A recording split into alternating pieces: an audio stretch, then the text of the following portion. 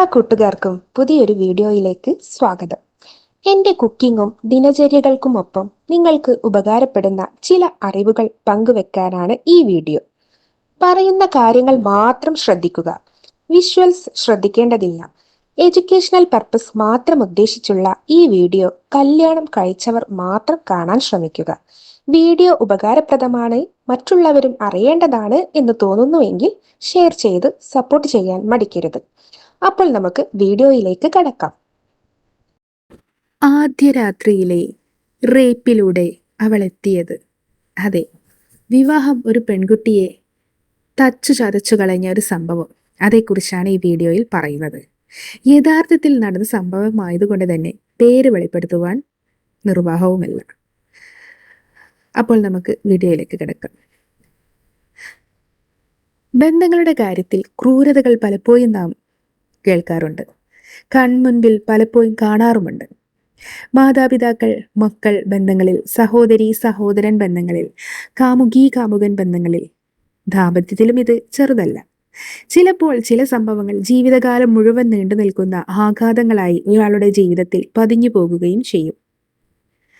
നടന്ന ഒരു സംഭവം, റിയൽ ലൈഫ് സ്റ്റോറി.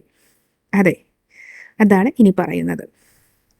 ഒരു പെൺകുട്ടി ജീവിതത്തിലേക്ക് കാലെടുത്ത് വെക്കുന്നത് ഏറെ പ്രതീക്ഷകളോടെ ആയിരിക്കും, അല്ലേ? എന്നാൽ ഏറെ കാലം സ്വപ്നം കണ്ടിരുന്ന പ്രതീക്ഷകളോടെ ആദ്യ രാത്രിയിലേക്ക് കാലെടുത്ത് വെക്കുന്ന ഒരുവൾ കേൾക്കുന്നത് ആഘാതങ്ങളാണെങ്കിലോ?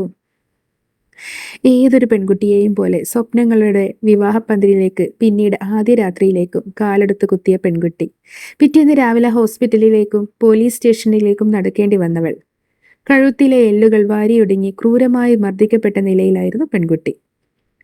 മറ്റാരുമല്ല, സ്വന്തം ഭർത്താവ് വിവാഹരാത്രിയിൽ കാണിച്ച അക്രമം. ഇത് കാരണം ആദ്യ രാത്രിയിൽ പെൺകുട്ടി സെക്സിനെ വിസമ്മതിച്ചുവെന്നതും ഇതിനാൽ തന്നെ ക്രൂരമായി ആ പെൺകുട്ടിയെ മർദ്ദിക്കുകയായിരുന്നു ഇയാൾ. സെക്സിനോട് ആദ്യ രാത്രിയിലുള്ള ഭയമല്ല, മറിച്ച് ശാരീരിക അവസ്ഥയായ ആർത്തവമായതുകൊണ്ടായിരുന്നു ആ പെൺകുട്ടി ഇത്തരമൊരു ബന്ധത്തിന് ആദ്യ ദിനം വിസമ്മതിച്ചത്. ഇതിന്റെ പേരിലാണ് ആ കൊടിയ മർദ്ദനം ആ പെൺകുട്ടിക്ക് അനുഭവിക്കേണ്ടി വന്നതും. വിസമ്മതിച്ച ആ പെൺകുട്ടിയെ ബലാത്സംഗം ചെയ്ത ശേഷമാണ് അവളുടെ എല്ലുകൾ വരെ പൊട്ടും വിധം ഭർത്താവ് ഉപദ്രവിച്ചത്. പിറ്റേന്ന് പോലീസ് സ്റ്റേഷനിലും ആശുപത്രിയിലും ഇവൾക്ക് കൂട്ടായി എത്തിയ സഹോദരനും പെൺകുട്ടിയെ ശാസിക്കുകയായിരുന്നു.